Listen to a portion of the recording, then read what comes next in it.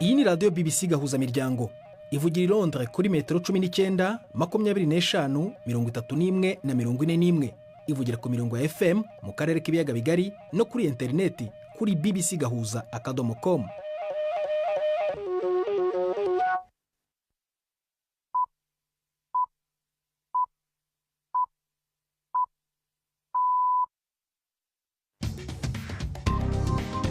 Ubu ni saa 10 n'igice ku isaha mpuzamahanga ya GMT, ni saa 12 n'igice ku masaha yo mu Rwanda no mu Burundi. Muri studio muri kumwe na Prudence Ngiyumva. Wiriwe hoteza amatwi BBC Gahuzamiryango aho hose ku isi, kaze kuri radio kuri bbcgahuza.com, kuri Facebook live mu buryo bw'amashusho no ku mirongo migufi ya shortwave. Dore ingingo z'ingenzi z'amakuru turambora mu kanya kuri uyu wa mbere tariki ya 18 z'ukwa 8.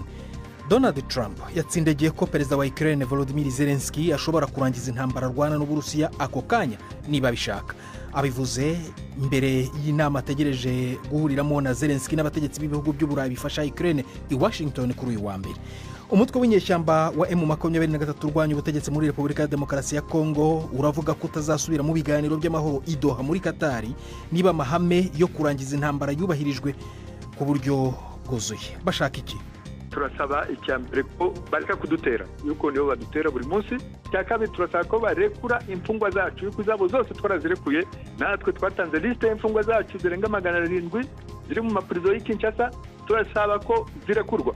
Hari n'imikino muri aya makuru ayobowe na Jacques Niyitegeka.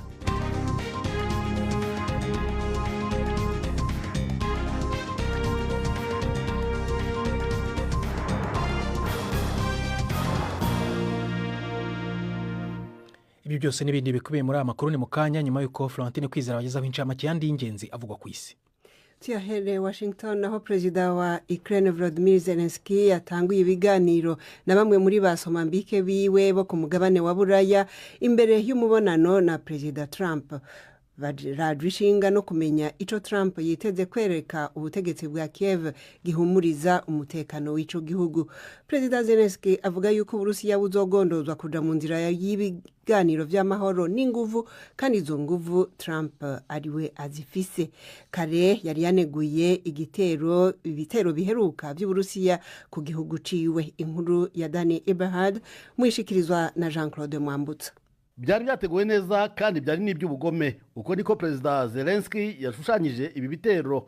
Yashinje Uburusiya gukora ubwicanyi bwo kwigaragaza nk'uko abivuga, bigasa naho ibi bigamije gutesha agaciro imbaraga za politiki zigerageza kurangiza iyi ntambara.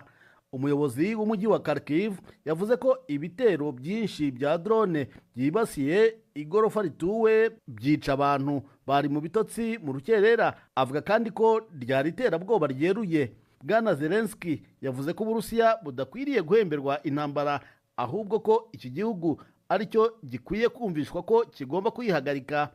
Mbere ye umukuru wa Amerika Donald Trump we yari yavuze ko perezida wa Ukraine ari we ushobora guhagarika igihe icyo ari cyo cyose iyi ntambara niba abishaka. Aho Washington, perezida Zelensky ari kumwe n'abategetsi b'Ubwongereza, Ufaransa, Ubudage, Ubutaliyano, Finland, kumwe rero n'abaserukira komisiyo y'ubumwe bwa Buraya na OTAN. Umushikiranganje w'imigenderanire wa Hongria yaniguye cyane igitero ca Ukraine ku bikorwa by'iterambere by'Uburusiya, avuga yuko byahungabanije amayira y'ibitoro.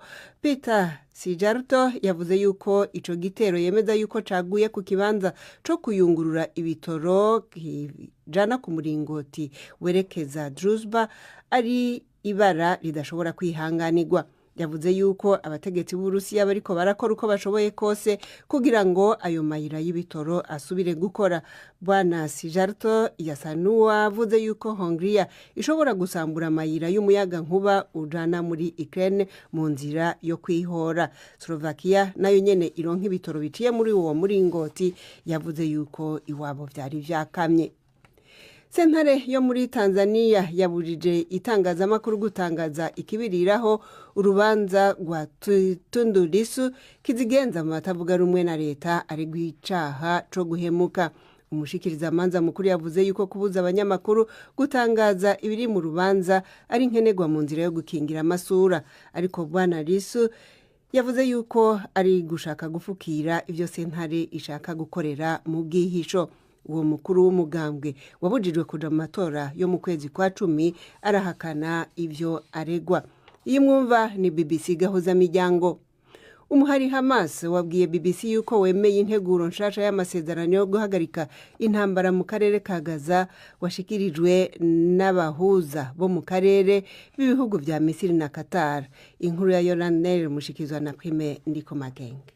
Abagize intumwa za Hamas zirongowe muri ivyo biganiro na Khalil al-Haya bamaze imisi Cairo kuva ku ndwi iheze aho bariko barabonana n'abategetsi ba Misiri. Nkuko bivugwa n'umwe mu bategetsi b'abanyapalestina hamenyereye ivyo biganiro, integuro nshasha iriko iraganirwa ko n'umugambi wuzuye ugizwe n'intambwe zibiri zishingiye ku nzira y'ibiganiro yatanzwe n'intumwa ya Perezida Trump mu karere k'ubuseruko bwo hagati Steve Witkoff. Umushikiranganje w'imigenderanire wa Misiri Badr Abdelati yagendeye icambu ca Rafa ku rubibe rwa Gaza, yongeye gushimangira ko vyihutirwa cane ko haboneka amasezerano y'agahengwe kugira ngo abari mu kaga batezurirwe. Yavuze yuko ikibazo kihari muri kino gihe mu ntara y'Abanyapalestina kirengeye ukwiyumvira k'umuntu. Intambwe zibiri rero zivugwa muri iyo nteguro ni kiringo co gutanga gahengwe c'imisi 60 hamwe no guhana abapfungwa. Uruhande rwa Israel ntaco ruravuga kuri iyo nteguro.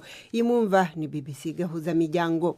Ubutegetsi bwa gisirikare muri Burkina Faso bwirukanye userukira ishirahamwe mpuzamakungu muri ico gihugu. Itangazo ryo kwirukana Carol Fleur Meshezniak ryasohotse inyuma y'icegeranyo kivuga ku bugizi bwa nabi bukorerwa abana mu njyane ziri muri ico gihugu, kikerekana mu buryo bwimbitse ivyabaye mu kiringo c'imyaka 2 bigera ku 200 byerekeye abana bishwe, abafashwe ku nguvu n'abandi bahohotewe mu buryo butandukanye, kikarega ibi vyaha impande zompi no kuvuga igisirikare ca leta n'abayigwanya. Ubutegetsi bwa Burkina Faso bumenyesha yuko butigeze bubazwa muri kuvyerekeye ico cegeranyo.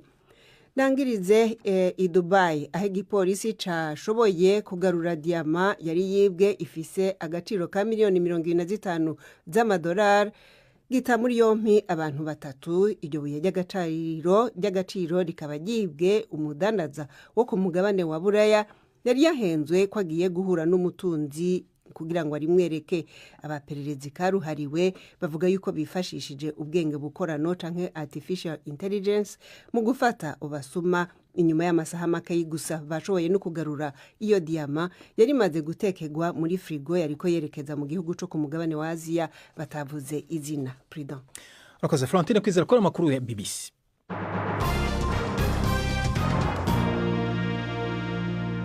Ikaze ku makuru arambuye duhera muri Leta Zunze Ubumwe za Amerika. Mu nkuru mumaze kumva mu kanya, Donald Trump yatsindagiye ko perezida wa Ukraine Volodymyr Zelensky ashobora kurangiza intambara arwana n'Uburusiya ako kanya niba bishaka. Trump yavuze ibi ku mbuga nkoranyambaga mbere y'inama ategereje guhuriramo na Zelensky n'abategetsi b'ibihugu by'Uburayi bifasha Ukraine i Washington kuri uyu wa mbere. Yashushe nk'uvuga ko Kyiv itazigera ijya mu muryango wa OTAN cyangwa gusubirana ubugenzuzi bw'umwigimbakirwa wa Crimea. Nyuma gato akimara gusesekara i Washington, Zelensky yavuze ko afite ubushake bukomeye bwo kurangiza intambara bwangu kandi ku buryo buhamye. Umunyamakuru wa BBC mu rwego rw'umutekano Frank Gardner arasesengura iby'ingenzi Ukraine, Uburusiya, Leta Zunze Ubumwe za Amerika n'umuryango w'ubumwe bw'Uburayi bishaka muri ibi biganiro. Inkuru yemuragezwaho na Jean-Claude Mwambutsa. Perezida Donald Trump arifuza ko intambara yarangira muri Ukraine muri uyu mwaka yashoboye guhagarika cyangwa se kugera ku gahenge mu duce twa Caucase, Irani ndetse no hagati y'Ubuhindi na Pakistani, ariko ku buryo bwashidikanywaho. Gusa kugeza ubu umushinga w'amahoro wa Ukraine urasa n'ukiri kure, kandi yakomeje gusa n'ushidikanya kuwo yakwita nyirabayazana hagati ya Moscow na Kiev. Yateze amatwi abamushyigikiye bari ku ruhande rwifuza ko Amerika yongera kuba igihangange, Make America Great Again, kandi akaba azi neza ko hariho ubushake buke bwo gukomeza gushyigikira Ukraine mu ntambara idashobora gutsinda. Abayobozi b'ibihugu by'Uburayi cyane cyane abari i Washington ubu bahangayikishijwe no kuba bazi ko umutekano wa Ukraine udashobora gutandukanywa n'umutekano w'Uburayi ku buryo rusange. Mu ntangiriro z'iyi mpeshyi, umukuru w'ingabo z'Ubudage yabwiye BBC ko mu gihe cy'imyaka 3 ine cyangwa se munsi yayo uburusiya buzaba bufite ubushobozi bwo gushoza intambara ku gihugu kinyamuryango cya neto. Abayobozi b'uburayi ntibashyigikiye na busa ko imipaka mpuzamahanga yagera igihe ihindurwa ku ngufu, kandi bigaragara ko ariwo mugambi uriho nyuma y'inama ya Alaska ndetse n'urugendo rw'intumwa ya perezida wa Amerika Steve Witkoff mu Burusiya. Abayobozi bateraniye mu biro by'umukuru wa Amerika bagiye i Washington byo kugaragaza ko bashyigikiye Ukraine, bagiye kugerageza kumvisha perezida Trump ko nta masezerano ashoboka mu gihe Kiev itagizemo uruhare, kandi bagamije no kurinda Zelensky kuba yagira imbaraga zatuma agira ibyo yemera bidashoboka atakwemererwa n'itegeko nshinga ry'igihugu cye. Icya mbere cy'ibanze Ukraine ishaka ni agahenge, iri ku gitutu gihoraho cy'ibisasu biyirohaho mu ijoro. Abayobozi ba Ukraine bagasanga bidashoboka kuganira ku mushinga w'amahoro arambye mu gihe ibi bitero biba buri munsi, kandi ariko byica binahungabanya abaturage bayo. Kugeza ubu igitekerezo cy'agahenge mbere na mbere cyakomeje gushyigikirwa bidasubirwaho n'ibihugu binywanyi by'uburayi, ariko umukuru w'Amerika arasa n'uwamaze kuva kuri iki gitekerezo, ahubwo Donald Trump asa n'uwiyunze ku gitekerezo cy'Uburusiya cy'uko hahita haganirwa ku mushinga w'amahoro ku buryo burambye. Inkuru ya Frank Gardner mu ijwi rya Jean Claude Mwambutsa. Umutwe w'inyeshyamba wa M23 urwanya ubutegetsi muri Repubulika ya Demokarasi ya Kongo uravuga ko utazasubira mu biganiro by'amahoro i Doha muri Katari niba amahame yo kurangiza intambara atubahirijwe ku buryo bwuzuye, ibintu igisirikare cya Kongo kivuga ko bidahwitse.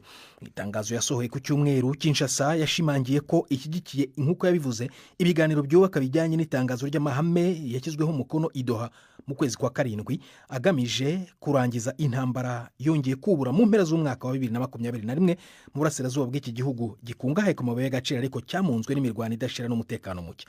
Mu cyumweru gishize M23 yari yabwiye BBC Gahuza ko batarabona ubutumire bw'ibi biganiro. Twashatse rero kumenya niba hari icyahindutse, mvugana n'umuvugizi wayo Oscar Barinda. Ubutumire ntabwo buraza, nibuza nyine tuzareba, ariko ikibazo cya nyamukuru cyari gihari nuko kugeza ubu leta ya Kinshasa ntabwo igaragaza ubushake bwo kujya mu biganiro biturutse mu mizi yuko ikibanziriza ni ya masezerano fatizo bagiranye nabo itariki 19 z'ukwa karindwi k'uyu mwaka, ubwo twemeranyaga ko ziriya ngingo indwi ziri muri ayo masezerano fatizo zose zigomba gushyirwa mu bikorwa. Tutarajya muri izo ngingo, ngira ngo ibiganiro byakagombye kuba i Doha, byakagombye kuba uyu munsi aribwo mushyira umukono ku masezerano yagombaga kuba yaratangiye ku itariki ya 8 z'uku nguku kugeza kuri iyi tariki y'uyu munsi. None mwebwe muravuga ko mutazongera no kujya muri aya masezerano ibyo musaba bidakurikijwe, kandi muravuga ko mutarabona ubutumire muri ibyo biganiro. Ntabwo ari ukwivuguruzanya? Oya, twebwe ubushake bw'amahoro turabugaragaza. Hari ibikorwa byinshi twakoze, ndetse ari amasezerano yose ibyo twasigaye gukora twarabikoze. Basabaga rero urundi ruhande bona rwo rutera intambwe bigaragara kugira ngo inzira y'amahoro nabo berekane ko bafite ubushake bwo kugira ngo twongere duhure twige noneho ibibazo tubiturutse mu mizi.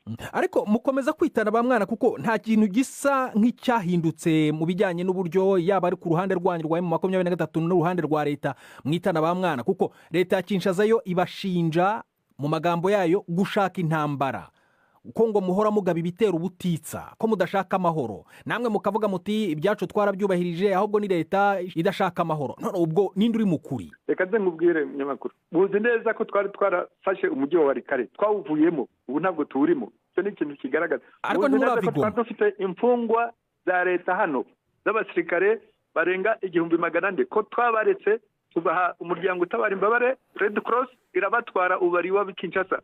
Muzi neza ko twarekuye abacancuro baragiye, twarekuye Sami RDC, twayihaye inzira iragenda n'ibikoresho byayo. Ariko nubwo muvuga ngo mwavuye Walikare, none ko mutaravigoma? Igoma ntabwo, igoma ni wacu, twahava tujya he? Bitandukaniye hehe? Biratandukanye yuko niba Walikare yari ku musitari w'imirwano, icyo twakwita front line, tukaba twarasubiye inyuma, ahubwo twubahirije amasezerano ya Doha, yuko amasezerano ya Doha yasabaga buri ruhande gusubira inyuma ibirometero 5. Mwebwe muri aya mahame muvuga ko mutazasubira mu biganiro atubahirijwe na yahe? Ibyo musaba ni ibihe? Turasaba icyambere ko bareka kudutera, yuko nibo badutera buri munsi. Cyakabiri turasaba ko barekura imfungwa zacu, yuko zabo zose twarazirekuye. Natwe twatanze liste y'imfungwa zacu zirenga 700 ziri mu maprizo y'i Kinshasa, turasaba ko zirekurwa. Izo nizo ngingo ebyiri musaba gusa zo kurekura izo mfungwa zanyu ndetse no guhagarika ibyo bitero muvuga ko leta ibatera? Hari ibindi, hari amabanki y'abaturage bafunze hano, amafaranga y'abaturage hano bafatiranye hano muri iyi migi turimo. Hari abantu bacu bakiriwe imanza bakatirwa urwo gupfa, none barashaka kuza kuganira n'abo bantu barebana mu maso kandi barakiriwe urwo gupfa, baratanze intuza za mandate zo kubafata mu mahanga yose. Ibyo bintu ntabwo biba byubaka icyizere cyo kugira ngo noneho habe ibiganiro biganisha ku mahoro arambye. Ni ukuvuga ngo niba mbyumva neza, nubwo ubwo butumire muvuga ko mutarabona mububonye, ibyo musaba bitaragerwaho ntabwo muzitabira ibyo biganiro? Niyo yaba ingingo ya mbere yo gutangirira, niyo ngingo yonyine mushaka ko ibiganiro bishingiraho? Kuri ubu iyo ntangiriro y'ibiganiro. Ibyo bintu ko bisa nkaho bishobora kubonwa nk'amananiza ashobora kwerekana ko ibiganiro bishobora kutaba? Oya, nta mananiza arimo, yuko twe ibyacu twarabikoze. Niba se twarumvikanye ko buri muntu akwiriye gusubira inyuma ibirometero 5 ngo hazemo ingabo zidafite aho zibogamiye zituzemo hagati, kugira ngo noneho tujye mu biganiro imirwano yahagaze burundu, agahenge ka burundu kari muri ariya masezerano fatizo ya Doha. Oscar Barinda, umuvugizi w'umutwe M23, turacyagerageza kureba uruhande rwa leta ya Kongo ariko ntabwo turarubona kugeza ubu ngubu. Turakomeza gushakisha. BBC Gahuza igeze ku isaa 1:15 mu Rwanda no mu Burundi. Urayumva no kuri Kisoro FM muri Uganda no kuri bbcgahuza.com. Mukanya turakomeza nyuma y'akaruhuko k'amasegonda 5 gusa.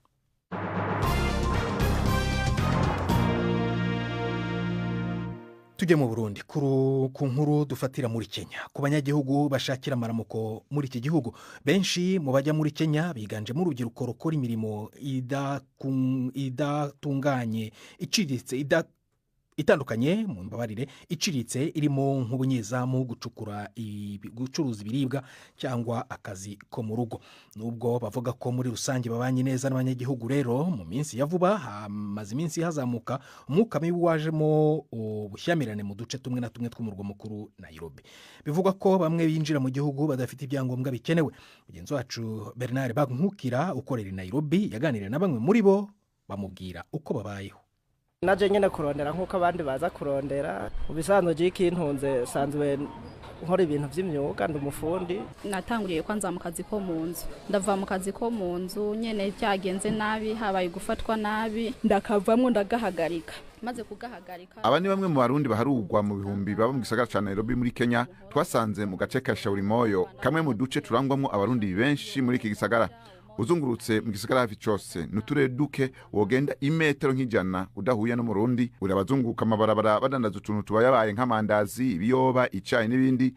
Urabakora mu bwubatsi, urabo bita abasoja no kuvuga abazamu, abamutare, eka n'abandi benshi. Bamwe muri aba Barundi baza bafise ivyangombwa, ariko hakaba n'abandi benshi binjiye badafite ivyangombwa. Ibi navyo bikaba bikunze kubateza ingorane n'abajuje umutekano. Twebwe mu gushika ngaha twaje mu nzira zitazwi kwera.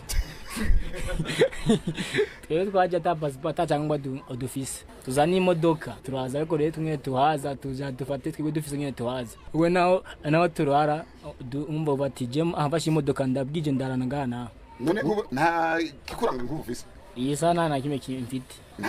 Ntabwo mvise kwenga muri Kenya. Aba Barundi batuye Nairobi baremeza ko muri rusangi babanye neza n'abene gihugu ba Kenya, uretse ko nkuko bamwe babivuga kaza karacamwo bakisanga mu bibazo, aho mbere bavuga ko bidogerwa ko baje gutwara ubuzi abene gihugu. Abakenya nta ngorane yabo, abakenya tubanye neza kabisa jana kwijana. Abajirani turahana umucanwa tugasangira.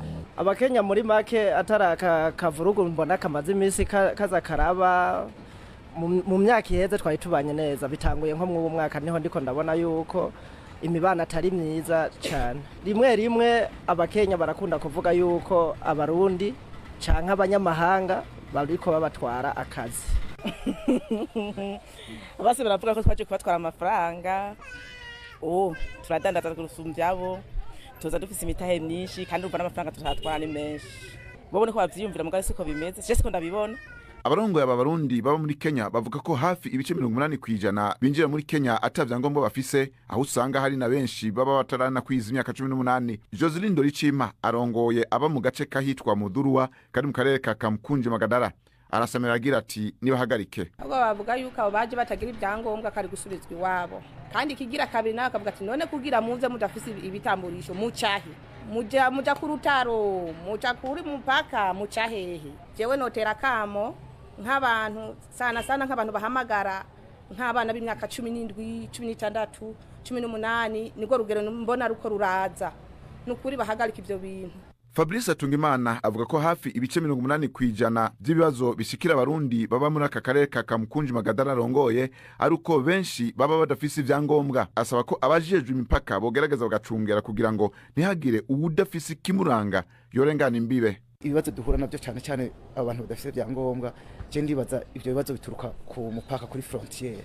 Abantu bakora ku mipaka barabe neza none abo bantu baca hehe akarere nk'ubu twogenda ahantu ku gituro c'amabisi ava mu Burundi ndavuga nk'igituro citwa country bus aho abarundi bashike bavuye mu Burundi ejo neko ndatemberaho sanga himiyabaga ata muntu numwe asikana imyaka 15 naramarama ugasanga n'umuntu igitamburisho ico bitakaranga muntu nakafise aba muri Nairobi je ndibuka mva imuramvye manuka ibujumbura sinashobora kumanuka ibujumbura shikiyo ata muntu arambaza karanga muntu kandi mu gihugu ciwacu none uvuye mu Burundi uje mu Nairobi nakaranga muntu nakofise hariho n'abantu bagira ikibazo ugasanga yagonzwe n'imodoka tukabura izina giyiwe nta kikuranga ufise nagatera sona.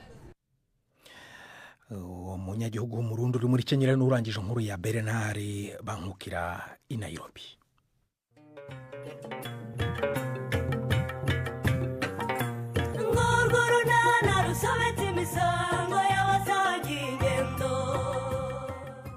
Mu kiganiro unana cyo kuri wa kabiri twabateguriye iyo ndobo y'amazi suyijyanye he mukobwa ja ngiye kwiyuhagira. Mukobwa ja ngo giye koga none se gitangaza ni ikihe kuba ngiye koga simperuka kwitsirita mu cyumweru gishize se ntabwo byumvikana nimugoroba wavuye guhinga uraza uriryamira udakarabye n'amaguru none ngo ubukagiyemo niho ubanje koga ngiye ariko ntabwo ngiye mu kazi. Byagenze biteze ni 12:45 kuri BBC. Sango na hejo kuwa kabiri hano kuri BBC Gahuza reka none tujye mu mikino na Yves Bucyana. Mwereho neza abakunzi b'imikino kuri BBC mpere kuri shampiyona y'Ubwongereza English Premier League. President Manchester United mu isura nshya cyane mu busatirizi bwayo yaraye ikubiswe na Arsenal ku kibuga cyayo Old Trafford igitego kimwe ko busa. Mateus Cunha na Brian Mbeumo by'umwihariko bagaragaje ibishashi by'ikizere Manchester United bitezeho muri iyi shampiyona batera icyugazi n'igihunga bamyugariro ba Arsenal Gabriel Magalhaes na William Saliba mu gice kinini cy'umukino Arsenal itakinnye ku buryo bunogeye ijisho ariko ntiyari bikeneye. Uko igitego rukumbi cya Ricardo Carafiori cyaturutse ku mwambi w'ishoti ya corner mu minota 13 ya mbere cyari gihagije ku bakinnyi ba Mikel Arteta ngo batahana amanota 3 y'ingenzi. Manchester United 0 Arsenal 1. Ni intsinzi ikomezwa nuko nubwo Man U imaze igihe kinini yarahwereye ugereranyije n'amateka yayo mu mikino 18 ya Premier League Red Devils heruka gucekeranamo na mukebe wayo ku kibuga Old Trafford mbere y'uwejo hashize the Gunners yari yaratsinze mibiri gusa. Igitego Arsenal yatsinze ni cya 31 yinjirije kuri corner muri shampiyona kuva mu ntangiriro za 2023 2024 ibintu bitarakorwa n'indi kipe muri Premier League. Hagati aho muri icyo gihe Man United iyo ifite umuhigo usebeje wo kwinjizwa 23 biturutse kuri iyo mipira yapfubye izwi nka dead balls mu Cyongereza. Cyakora n'umukino utarahiriye ba rutahizamu bashya ku makipe yombi yaba umunya-Slovenia Benjamin Sesko wahawe iminota 25 n'umutoza Ruben Amorim cyangwa Victor Gyökeres kuri Arsenal wakinnye 60 nta gikomeye bakoze mu kibuga kizasigara mu rwibutso rw'abafana. Mu yindi mikino Chelsea yahagamwe na Crystal Palace Stamford Bridge ndetse haburaga gato ngo Palace icyura amanota yose mbere y'uko igitego cya Eberechi Eze cyangwa n'umusifuzi. Nottingham Forest yatsinze Brentford 3-1 naho Manchester City yandagaza Wolves iyitsinda 4-0 mbere y'uko Tottenham yihererana Burnley yazamutse mu cyiciro cya mbere iyitsinda 3-0. Liverpool ishaka kwisubiza igikombe yatwaye muri shampiyona iheruka yabonye amanota 3 yishyushya kuya itsinda Bournemouth 4-2 mu mukino wabimbuye Premier League. Mu ijoro ryo kuri uyu wa mbere umunsi wa mbere wa shampiyona nshya urasozwa na Leeds yazamutse mu cyiciro cya mbere yakira Everton. Urakoze cyane President. Mu yandi makuru umugabo w'imyaka 47 mu Bwongereza yaciwe ku bibuga by'umupira w'amaguru nyuma yo gufatwa ashinjwa kubwira amagambo y'irondaruhu rutahizamu wa Bournemouth ukomoka mu gihugu cya Ghana Antoine Semenyo. Umukino ufungura shampiyona kwa gatanu wahagaze mu gihe gito igihe uwo mukinnyi yamenyeshaga ko umufana wari hafi y'ikibuga amubwiye amagambo y'irondaruhu. Semenyo yanatsinze ibitego bibiri muri uwo mukino, nyuma yavuze ko icyo gikorwa ashobora kutazakibagirwa. Soreze muri tennis, muri iri joro hateganyijwe imikino ya nyuma finale y'irushanwa rya Cincinnati Open. Mu bagabo Yannick Sinner arahura na Carlos Alcaraz. Uyu uraza kuba ari umukino wa nyuma wa kane uhuje abagabo muri uyu mwaka. Carlos Alcaraz yatsinze finale ya Roma na Roland Garros, naho Sinner atsinda iya Wimbledon mu kwezi kwa karindwi. Mu bagore umukino wa nyuma uraza guhuza nimero ya gatatu ku isi Iga Swiatek ahura na Jasmine Paolini.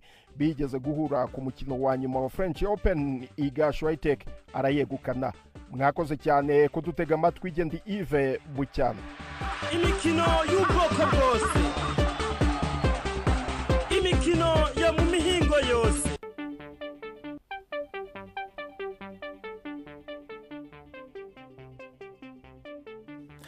Tugumane na Yves Bucyana ku murongo wa telefone noneho, ariko tuvuge ku mikino yo guhatanira igikombe cya Afurika ku bakinnyi bakina imbere mu gihugu. Iri rushanwa rizwi nka CHAN riri kubera mu bihugu bya Tanzania, Kenya na Uganda, akaba ari kwikurikirana ari Kigali mu Rwanda. Imikino y'uyu munsi iteganyijwe kubera mu mujyi wa Kampala iratangira mu kanya saa moya ku masaha mu Rwanda no mu Burundi. Yves, irushanwa rigeze mu mahina ya 1/4. Imikino y'uyu munsi ni yihe, ni zihe kipe zihabwa amahirwe yo kuba zagera muri icyo cyiciro? Perezida, Uganda irahura na Afurika y'Epfo, naho Algeria ikine na Niger. Muri iri tsinda Algeria ifite amahirwe menshi yo gukomeza, cyane cyane ko irakina n'ikipe yibayabaye, ni ikipe ya nyuma muri iri tsinda ariyo Niger, ifite gusa inota rimwe. Bivuze ko Algeria n'itsinda ihita igira amanota 8 kandi arahagije kuba yakomeza muri 1/4. Biranashoboka ko Algeria kunganya byatuma itambuka ikajya muri 1/4 kuko yagira amanota 6 inganyije, ariko bigasaba ko Afurika y'Epfo itsindwa na Uganda. Uganda yo ishobora kubona itike mu gihe yatsinda Afurika y'Epfo. Uretse ko no kunganya byatuma ishobora kubona itike, ariko gutsinda byatuma irangiza muri iri tsinda ku mwanya wa mbere. Ubwo hari amakipe amaze kumenya azajya muri 1/4, niba hari azi ayo bazahura? Arahari, kuko nka Kenya birazwi ko izakina na Madagascar, naho Tanzania ikazakina na Maroc. Hanyuma ubwo ngubwo ejo hateganyijwe iyihe mikino rero muri irushanwa nyine stile? Ku munsi w'ejo ikipe ya Sudani izakina na Senegal, ni itsinda rikinira muri Zanzibar. Congo Brazzaville yo ikazakina na Nigeria. Ikiriho nuko Sudani ifite amanota 4, Senegal ikagira 4. Congo Brazzaville ishobora kubyungukiramo kuko ifite 2, mu gihe yatsinda Nigeria yagaragaje ko nta kabaraga ifite muri iri rushanwa, cyangwa ko yajemo ari nko kwitemberera gusa. Urakoze Yves Bucyana ari kudukurikiranira iri rushanwa rya CHAN ari i Kigali mu Rwanda. Mbere yo gusoza ibiganiro byacu byo kuri uyu wa mbere, Florentine kwizagatse muri studio kutugezaho amwe mu makuru y'ingenzi agezweho. Perezida, nukubabwira gusa yuko Perezida wa Ukraine Volodymyr Zelensky yatanguye kubonana na Perezida Trump muri wa mubonano wari witezwe i Washington, aho yaherekejwe n'abaserukira ibihugu bya Mozambique biwe bo ku mugabane wa Buraya. Nayo igihugu ca Hongria kivuga yuko kidashobora kwihanganira igitero kivuga yuko cagabwe na Ukraine ku miringoti y'ibitoro catumye amariba y'ibyo bitoro ahungabana. Muri Tanzania naho sentare yo muri ico gihugu yabujije itangazamakuru gutangaza ikibiriraho urubanza rwa Tundu Lissu kizigenza mu batavuga rumwe na leta aregwa ibyaha birimo guhemuka. Ubushikiriza amanza bukavuga yuko ari gukingira amasura, ariko Lissu we avuga yuko ari gushaka gukora ivyo bifuza gukora mu kinyegero. Umuhari Hamas nawe wabwiye BBC yuko wemeye integuro nshasha y'amasezerano yo guhagarika intambara mu karere ka Gaza, inyuma yo gushikirizwa iyo nteguro n'ibihugu bifasha muri ibi biganiro byo mu karere, ibihugu vya Misiri na Qatar. Naho muri Burkina Faso birukanye userukira ishirahamwe mpuzamakunguni muri ico gihugu inyuma y'itangazwa ry'icegeranyo kivuga ku bibera muri ico gihugu byabaye mu kiringo c'imyaka 2 aho abana bagira ku bihumbi bivuga ko bahohotewe. Bakoze Florentine ni nahangaho urakoze Florentine ni nahangaha dusoreje ibiganiro byacu rero ushobora kongera kumva kuri BBC gahuza.com byari bibona Jacques Niyitegeka twafashwe na Suzanne Lennon kugira ngo amajwi kugera ameze neza ni Prudence Nyuba bakoze gutema BBC gahuza miryango uraraharyana.